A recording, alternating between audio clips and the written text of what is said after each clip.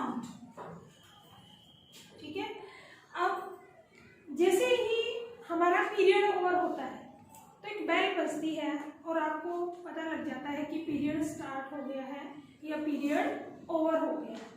It means you hear the sound of bell. अगर मान लो हमारे घर के कोई डोर बेल बजाता है तो we hear the sound of door bell and we recognise that something is come at our door, यानी कि someone is coming. Sometime footstep, कोई आ रहा है तो उसके फुटस्टेप से भी वी कैन अंडरस्टैंड या recognise that someone is approaching to us. तो in our daily life we hear different type of sound. तो in this chapter we read how sound is produced, how a sound is low and how the loudness of sound is higher, what is the pitch, frequency, amplitude, time period, these different terms how we can use as a sound. You also hear music, different instrument of the music which produce different type of sound, flute, harmonium, sitar, etc. Tabla, different musical instrument have different sound. You know that flute sound is produced by air column. flute, बांसुरी सबने सुना होगा कि देखी भी होगी सबने।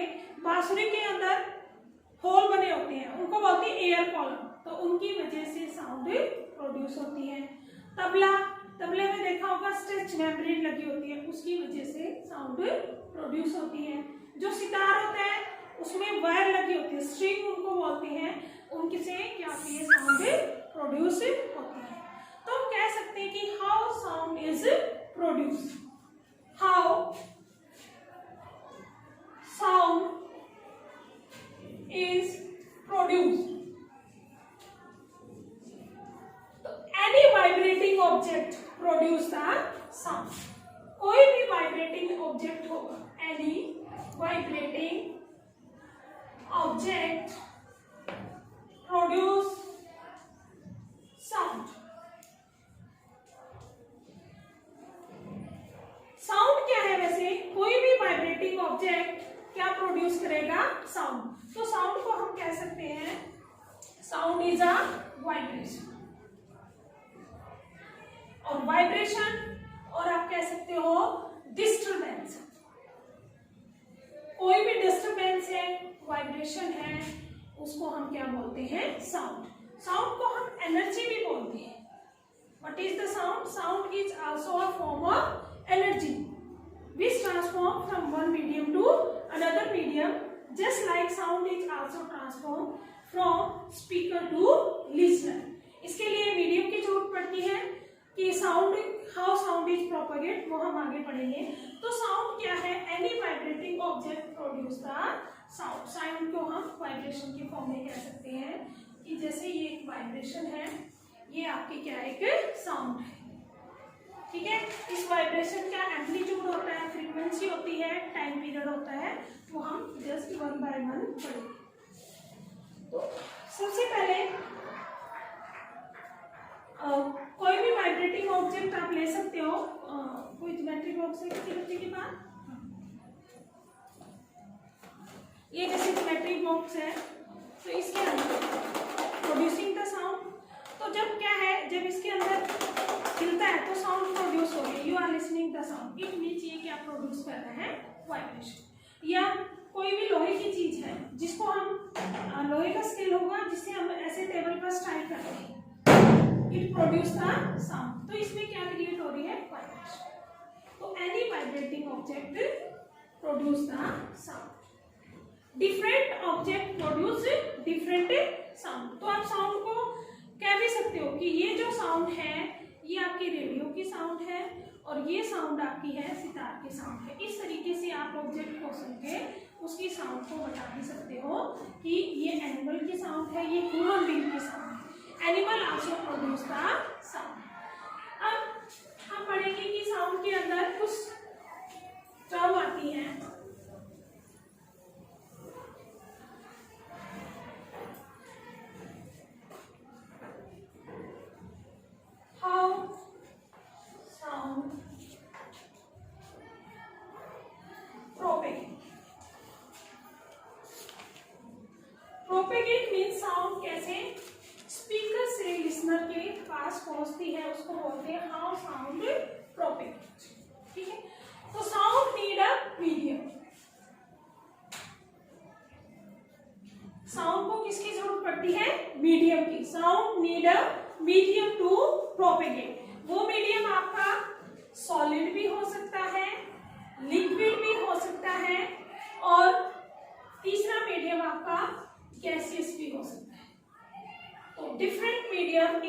Sound is travel.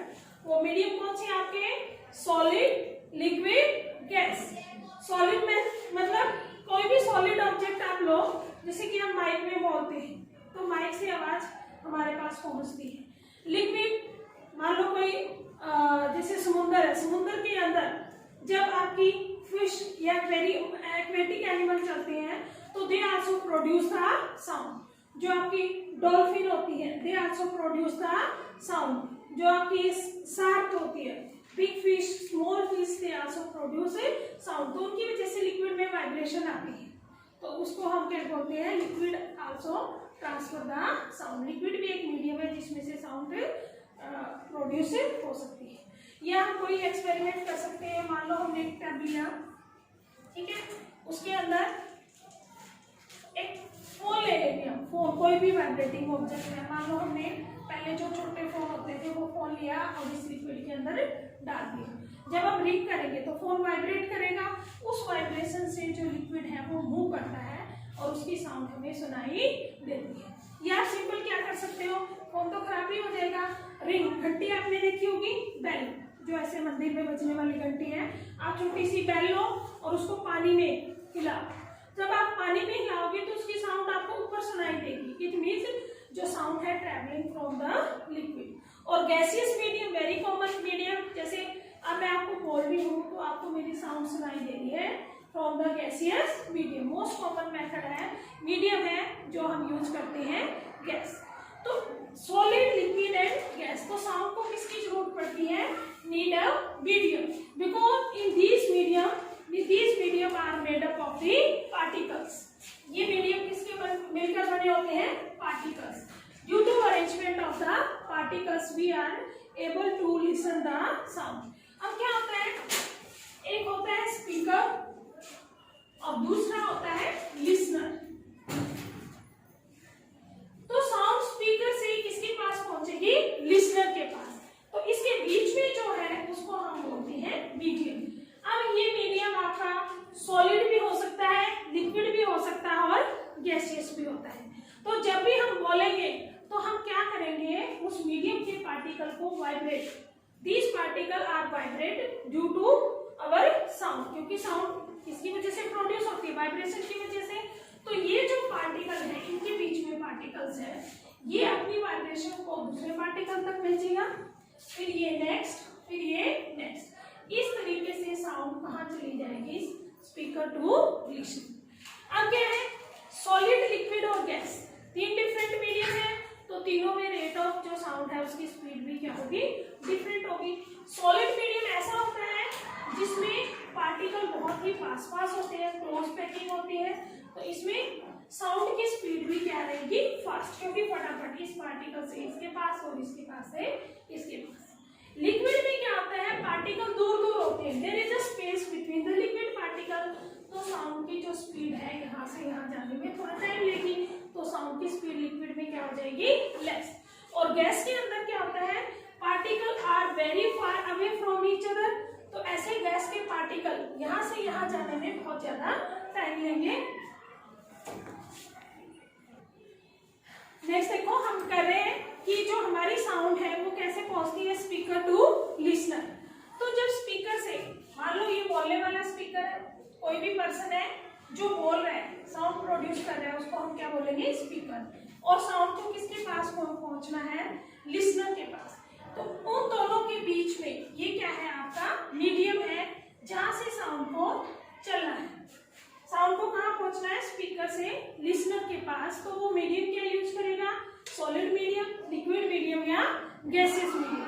तो सॉलिड मीडियम के अंदर पार्टिकल क्लोजली पैक्ड होते हैं, तो sound will B fast, speed of sound will B fast, because जो डिस्टर्बेंस है वो इजीली एक पार्टिकल से दूसरे पार्टिकल पर पहुंच जाएगी। लिक्विड के अंदर क्या होता है, there is a space between the particles, तो साउंड को एक पार्टिकल से दूसरे पार्टिकल तक पहुंचने के लिए इन कंपैरिजन टू सॉलिड थोड़ा सा ज्यादा टाइम लगेगा। पर गैस में क्या होता है, particles are more far away, बहुत दूर दूर होते हैं, तो वहां से वहां तक पहुंचने में उसको डिस्टर्बेंस को या कह सकते हो वाइब्रेशन को ट्रांसफर होने में टाइम लगेगा। इसीलिए सबसे ज्यादा जो स्पीड होती है, स्पीड ऑफ साउंड, वो किसमें फास्ट होगी? सॉलिड में। उसके बाद किसके अंदर होगी? आपकी लिक्विड। और उसके बाद क्या होगी? Gas. But this process is so fast we can not assume simply by the speed is more fast in which medium, यानी कि इतना फास्ट प्रोसेस होता है, हम नॉर्मली नहीं बता सकते कि स्पीड जो है सॉलिड में ज्यादा है, लिक्विड में है या गैस में। पर स्पीड ऑफ साउंड सॉलिड में सबसे ज्यादा होती है, लिक्विड में उससे कम होती है, उसके बाद किसमें होती है? गैसेस। क्लियर? तो अभी हमने पढ़ा कि साउंड क्या है। साउंड कोई भी वाइब्रेटिंग ऑब्जेक्ट है वो क्या प्रोड्यूस करेगा? साउंड। साउंड डिफरेंट ऑब्जेक्ट की डिफरेंट होती है, जो डिपेंड करती है उसकी एम्पलीट्यूड पे, फ्रीक्वेंसी पे और उसकी वेलोसिटी पे। ठीक है, तो हम देखते हैं कि जो वेवलेंथ है, जैसे मान लो ये हमारी साउंड है और इस फॉर्म के अंदर ट्रेवल कर रही है। ठीक है, ये क्या है? एक वेव है। और किस फॉर्म में है ये क्या है? आपकी साउंड। साउंड इस तरीके से जो वाइब्रेशन होती है उसको हम ऐसे वेव की फॉर्म में लिखते हैं, ये हमारी साउंड है। तो साउंड की कुछ टर्म है आपकी, जैसे कि सबसे पहले आती है फ्रीक्वेंसी। फ्रीक्वेंसी यानी कि न्यू। ठीक है, फ्रीक्वेंसी क्या होती है? Number of oscillation per second is known as a frequency, यानी कि एक सेकेंड में कोई भी ऑब्जेक्ट है कितनी ऑसिलेशन कंप्लीट करता है उसको वो कहलाती है उसकी फ्रीक्वेंसी। तो फ्रीक्वेंसी को हम न्यू लिखते हैं, वी की तरह होता है number of oscillation per second is called frequency of sound. उसको हम बोलेंगे frequency of sound, number of oscillation per second, और इसकी यूनिट होती है hertz. Hz is the hertz of frequency. ठीक है, तो ये क्या होगा? Number of oscillation per second is known as frequency. Clear? एक होता है आपका एम्पलीट्यूड। जो हमारी ये वेवलेंथ होती है, इसकी जो हाइट होती है या आप कह सकते हो डिस्टर्बेंस होती है, इसकी जो गहराई होती है, हाइट या डेप्थ, ये क्या कहता है? इसका एम्पलीट्यूड। क्या कहलाएगा? एम्पलीट्यूड। या बोल सकते हो लाउडनेस और stillness of a sound is called amplitude. उसको हम क्या बोलेंगे? उसका एम्पलीट्यूड। एम्पलीट्यूड को हम ऐसे लिखते हैं, या कह सकते हो मैक्सिमम डिस्टर्बेंस या मैक्सिमम हाइट ऑफ अ, ये हमारा होता है क्रेस्ट, और इसको हम बोलते हैं ट्रफ। इसको हम क्या बोलते हैं? ट्रफ। इतना ज्यादा आपको डिटेल में नहीं करना है, क्लासेस में आता है। ये क्रेस्ट और ये ट्रफ। तो जो वेवलेंथ की जितनी हाइट क्रेस्ट की होगी या जितनी गहराई ट्रफ की होगी वो कहलाएगा उसका एम्पलीट्यूड। ठीक है, एम्पलीट्यूड आपकी लाउडनेस और स्टिलनेस को भी बताता है। अगर कोई साउंड बहुत तेज है, उसकी आवाज की जो वॉल्यूम है वो बहुत तेज है, लाउड है, तो हम कह सकते हैं उसका एम्पलीट्यूड क्या है? बहुत ज्यादा है। कोई बहुत धीरे बोल रहा है तो उसका एम्पलीट्यूड हम क्या कह सकते हैं? लेस है। फॉर एग्जाम्पल, जैसे एक बेबी है और एक मैन है, तो दोनों की जो साउंड है वो डिफरेंट है। ठीक है, जो मैन है उसकी मोटी आवाज होती है, बेबी की बड़ी तीखी आवाज होती है, तो वो डिपेंड करती है उसकी पिच पे। पिच ये आप कह सकते हो एम्पलीट्यूड। ठीक है, higher the pitch sound will be less, higher जो लाउडनेस है वो आपकी उसमें amplitude, higher the amplitude more is the volume of sound. ठीक है, क्लियर? एक और आपकी टर्म आती है इसमें, टाइम पीरियड।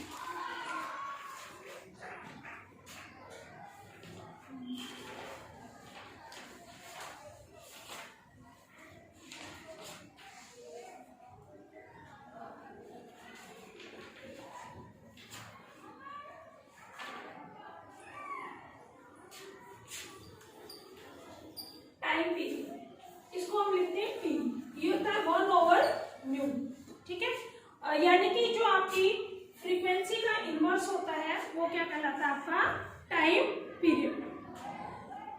टाइम पीरियड को हम कह सकते हैं कि how many vibration complete in 1 second is known as the time period.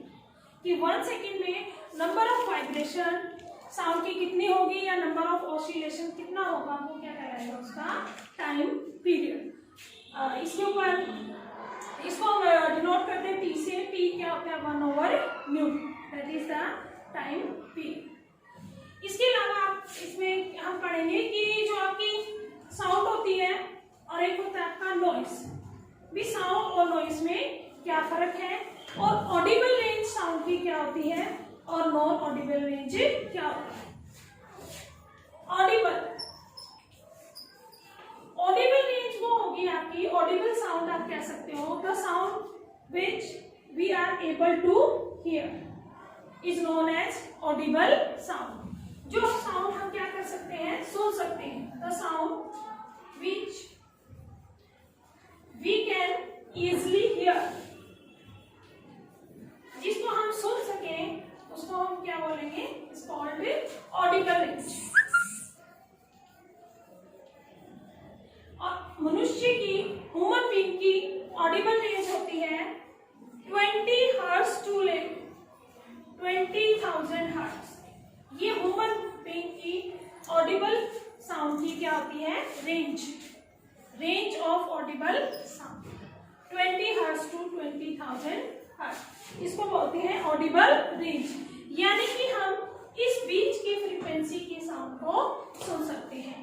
ना ही तो हम 20 हर्ट्ज से कम फ्रीक्वेंसी वाली साउंड सुन सकते हैं, ना ही हम 20,000 हर्ट्ज से ज्यादा की फ्रीक्वेंसी की साउंड सुन सकते हैं। इसको आप ऐसे भी लिख सकते हो 20 हर्ट्ज। Z का मतलब है unit of the sound to 20 kilo hertz. Kilo means क्या होता है?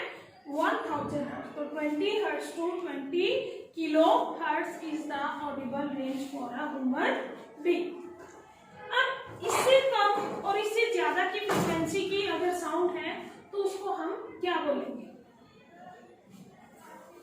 अगर हमारे पास 20 हर्ट्ज से कम फ्रीक्वेंसी की साउंड है, लेस देन 20 हर्ट्ज, इस साउंड की फ्रीक्वेंसी को हम बोलते हैं infrasonic sound.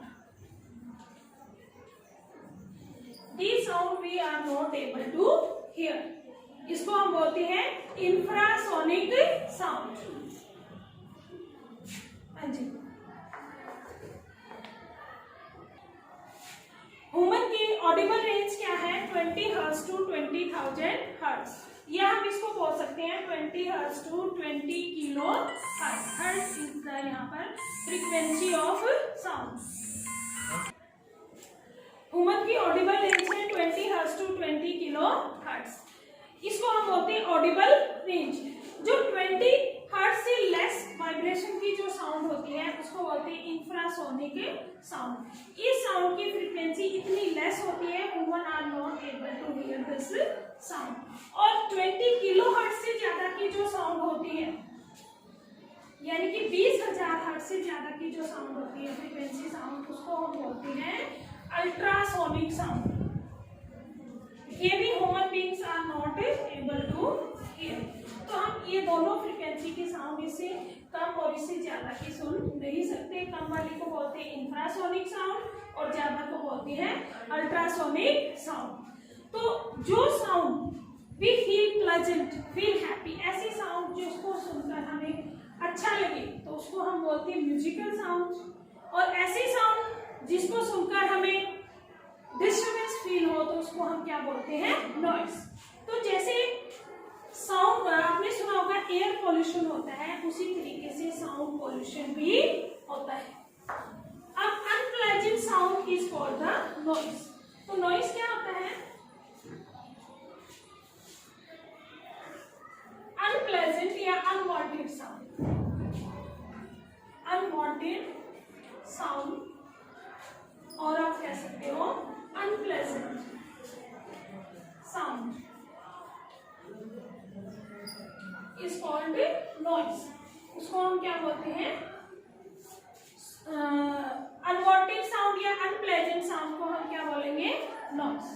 Noise human beings के लिए, हमारे एनवायरनमेंट के लिए, सभी के लिए क्या है, इसके बैड इफेक्ट है। आपको पता है नॉइस कैसे होता है, जो व्हीकल्स होते हैं उनके हॉर्न से क्या होता है, नॉइस पोल्यूशन होता है। जब फैक्ट्रियां चलती है तो फैक्ट्रियों में मशीनें चलती हैं, उससे भी क्या होता है, नॉइस पोल्यूशन होता है। या शादी वगैरह में जो बहुत तेज डीजे म्यूजिक चलता है वो भी क्या है, नॉइस पोल्यूशन है। ट्रैफिक का नॉइस पोल्यूशन है।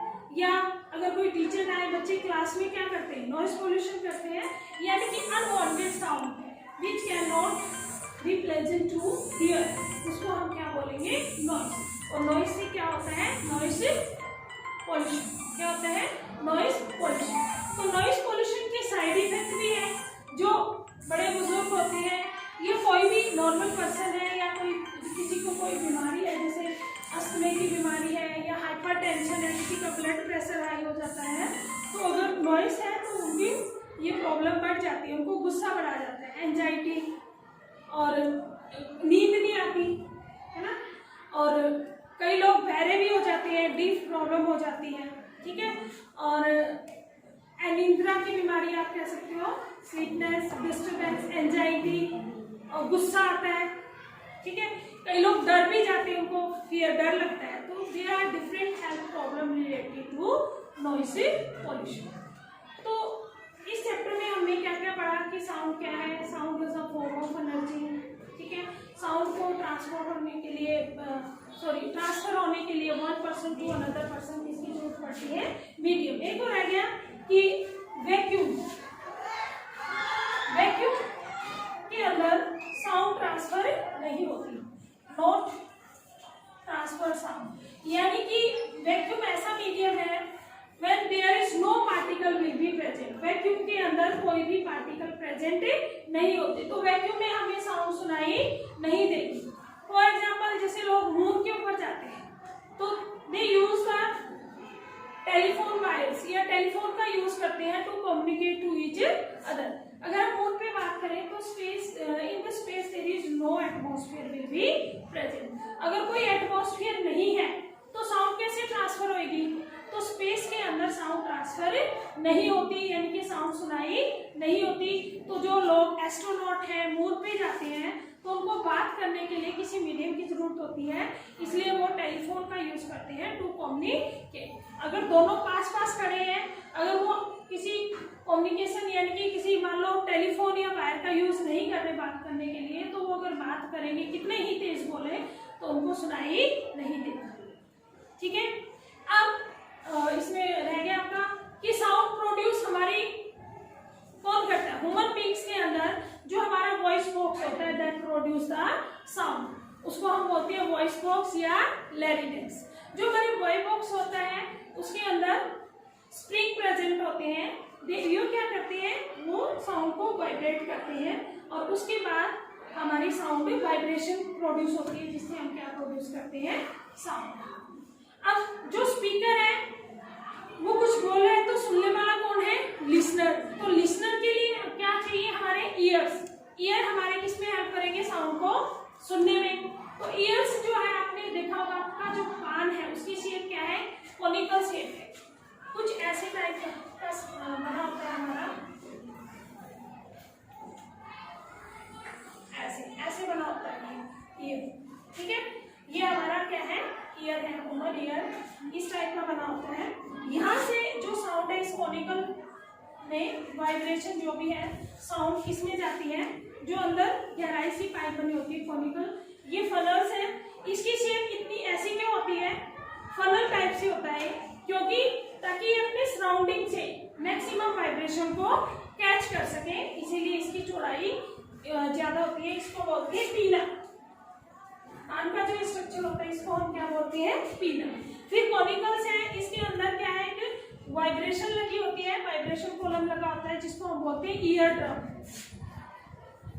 जो साउंड को क्या करेगा, वाइब्रेट करेगा। सबसे पहले पीना क्या करेगा, सराउंडिंग से साउंड को कलेक्ट करेगा, ठीक है। उसके बाद सारी वाइब्रेशन किसमें जाएगी, ईयर में जाएगी, कॉनिकल पाइप से। वहां से क्या है, कौन प्रेजेंट है, ईयर ड्रम, ठीक है। ईयर ड्रम क्या करेगी, ईयर ड्रम क्या करता है, साउंड को वाइब्रेट करता है।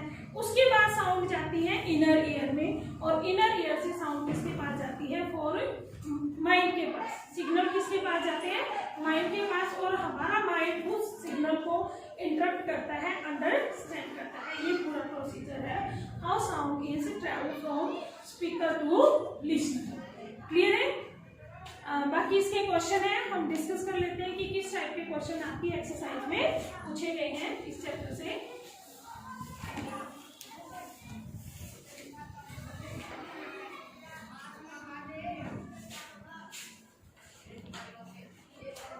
एक और रह गया आपका, जो साउंड है उसको मापने का एक इंस्ट्रूमेंट होता है, और उसकी जो यूनिट होती है साउंड को मापने की, वो डीबी होती है। इसको बोलती है डेसिबल।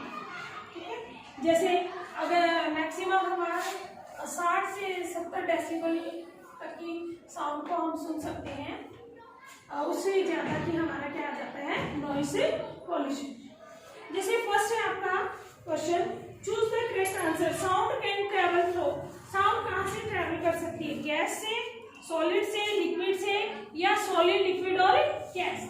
तो आंसर आपका आएगा सॉलिड, लिक्विड और गैस, तीनों मीडियम से साउंड आपकी ट्रेवल कर सकती है। सेकंड है, voice of the which of the following is likely to have minimum frequency. Minimum frequency है baby girls, baby boy, a man, a woman. तो जो बेबी गर्ल्स होती है उसकी फ्रीक्वेंसी क्या होती है, मिनिमम होती है। सॉरी, ए मैन की फ्रीक्वेंसी क्या होती है, मिनिमम होती है, क्योंकि उसकी ऊंची आवाज होती है ना, भारी आवाज होती है, इसलिए उसकी फ्रीक्वेंसी क्या हो जाएगी, लेस। नेक्स्ट है, in the following statement true और फॉल्स बताना है आपने। Sound can not travel in vacuum, sound vacuum में नहीं ट्रेवल कर सकती, तो ये आपका क्या रहेगा, ट्रू।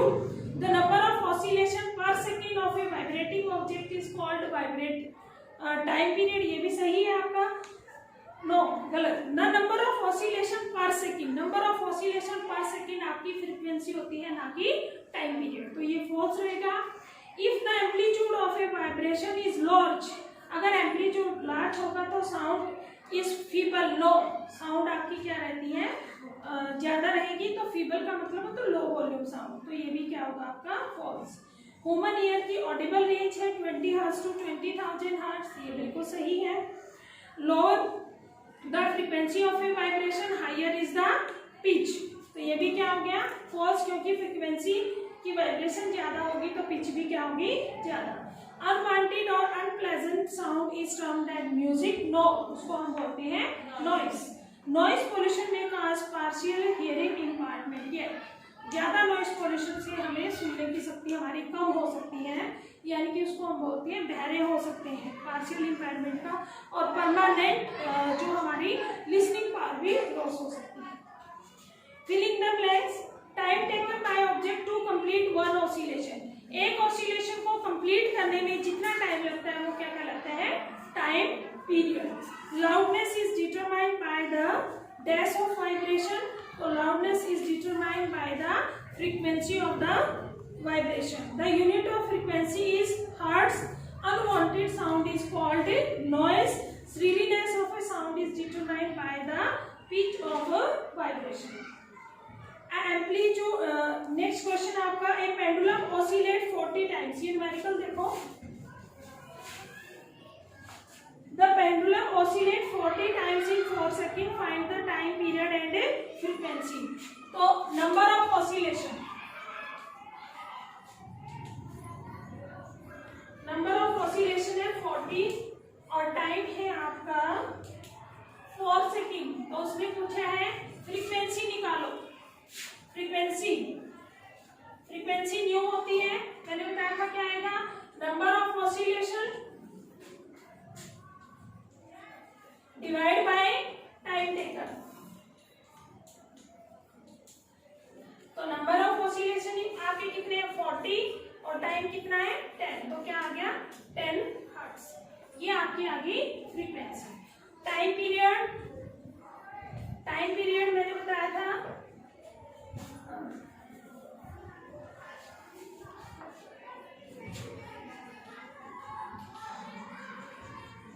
टाइम पीरियड को हम बोलते हैं 1/न्यू। न्यू है आपकी फ्रीक्वेंसी, तो 1/10 यानी कि 0.1 सेकेंड। ये आप कह सकते हो नंबर,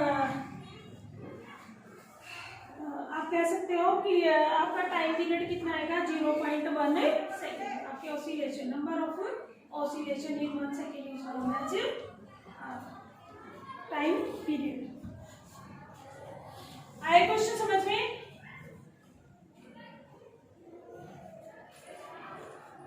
एक ऑसिलेशन को कंप्लीट करने में ऑब्जेक्ट कितना टाइम लेता है वो क्या कहलाता है आपका टाइम पीरियड। ठीक है, time taken by to complete one oscillation is known as time period. तो टाइम पीरियड का आपने फार्मूला याद रखना है 1/न्यू, यानी कि फ्रीक्वेंसी का उल्टा कर दो 1/10 तो क्या आ जाएगा 0.1 second. Second is the unit of time period. Next question है आपका, the sound from a mosquito is produced when it vibrate wings at an average rate of 500 vibration per second. एक मॉस्किटो है जिसकी वाइब्रेशन कितनी है n, number of vibration, number of vibration है 500 vibration per second. तो हमें पता है नंबर ऑफ वाइब्रेशन को हम क्या बोलते हैं फ्रीक्वेंसी। 500 वाइब्रेशन पर सेकेंड, तो ये आपकी क्या होगी फ्रीक्वेंसी, यानी कि जो मॉस्किटो है उसकी फ्रीक्वेंसी क्या होगी 500 हर्ट्ज। ठीक है, 500 हर्ट्ज। नेक्स्ट ये कहता है what is the time period of the vibration. हमें क्या निकालना है टाइम पीरियड, यानी कि टी निकालना है। टी का फार्मूला मैंने बताया क्या होता है 1/न्यू, तो इसको लिखो 1/500। ठीक है, तो इसको आप लिख सकते हो 5 को 1 से डिवाइड करोगे तो ये आएगा 5 2 जो 10 होता है, और ये 10⁻⁴ आप ऐसे कर लो, ये इसको ऐसे, आप इसको ऐसे कर सकते हो बच्चों 1/5 इंटू 10⁻⁴, इसको -2 ऊपर ले जाओ, 2 जीरो है ना, 10⁻⁻2। अब 1/5 सबको पता होगा कितना होता है 0.2 10⁻⁻2 सेकेंड। ये आप इसको कह सकते हो 2 इंटू 10⁻⁻3 सेकेंड। ये आ जाएगा आपका टाइम पीरियड। क्लियर? इसने कहा था एक मॉस्किटो है जो अपने विंग्स को वाइब्रेट कर रहा है, कैसे 500 वाइब्रेशन पर सेकेंड। ठीक है, तो हमें पता है वाइब्रेशन पर सेकेंड क्या होती है आपकी फ्रीक्वेंसी, तो फ्रीक्वेंसी को आप क्या लिखोगे न्यू, तो न्यू इक्वल टू क्या आ जाएगा 500 हर्ट्ज। अब आपका टाइम पीरियड क्या होता है 1/न्यू, यानी कि 1/500, तो इसको आप सॉल्व करोगे 2 इंटू 10⁻⁻3 सेकेंड। नेक्स्ट है what is difference between noise and music. ये आप इसलिए बता सकते हो कि प्लेजेंट साउंड को म्यूजिक बोलते हैं, प्लेजेंट साउंड को क्या बोलते हैं नॉइस। ठीक है, म्यूजिक सबको अच्छा लगता है और साउंड नॉइस क्या करता है डिस्टर्बेंस क्रिएट करता है। Music have no harmful effect, noise has a different harmful effect. इस तरीके से आप इसका डिफरेंस बता सकते हो। Explain in what way noise pollution is harmful to human being. Noise pollution से क्या होती है एंजाइटी होती है, ब्लड प्रेशर हाई हो सकता है, और परमानेंट हियर लॉस हो सकता है, या partial impairment of the loss हो सकता है। ठीक है, उसके बाद नेक्स्ट क्वेश्चन है your parents is going to buy a house. आपके पेरेंट्स एक हाउस खरीद रहे हैं, they have been offered one road side, एक रोड साइड है और दूसरा है 3 lanes way of road side. तो which house would you suggesting, तो हम वो हाउस सजेस्ट करेंगे जहां पर नॉइस पोल्यूशन क्या हो कम हो। ठीक है, तो we suggest is the less noise pollution side house. Sketch larynx and explain the function of its wall. Larynx क्या होता है, हमारे वॉइस बॉक्स को हम लैरिंक्स बोलते हैं, जो हमारे हेल्प करते हैं फॉर प्रोड्यूसिंग द साउंड। इसके बारे में आप लिख सकते हो लाइटनिंग, ये वेरी इंपॉर्टेंट है। जैसे बादल गरजते हैं और बिजली चमकती है, तो ये क्वेश्चन कई बार आता है बादल भी गरज रहे हैं और बिजली भी चमक रही है, तो हमें क्या है साउंड बाद में सुनाई देती है और बिजली पहले दिखाई देती है। इसका रीजन क्यों है आपको पता है, जब थंडरस्टॉर्म होता है, जैसे ये क्लाउड्स है, यहाँ से आपकी लाइटनिंग भी आ रही है और साउंड भी। जो लाइट होती है उसकी स्पीड होती है 3 × 10⁸ मीटर पर सेकेंड। ये स्पीड ऑफ साउंड है इन एयर। ऑफ लाइट क्या है 3 × 10⁸ मीटर पर सेकेंड, जो बहुत ज्यादा होती है। और साउंड की स्पीड एयर में हम मानते हैं 344 मीटर पर सेकेंड, लगभग इसके है। तो ये तो 340 मीटर पर सेकेंड बहुत ही कम है, और ये 3 × 10⁸ मीटर पर सेकेंड, ये आपकी 1 सेकेंड में स्पीड ऑफ लाइट। तो speed of light is very fast, इसीलिए हमें लाइट पहले दिखाई देती है और साउंड बाद में। क्लियर है? तो ये आपका लेसन था साउंड वाला, इसको आपने रिवाइज करना है और याद करना है। Thank you.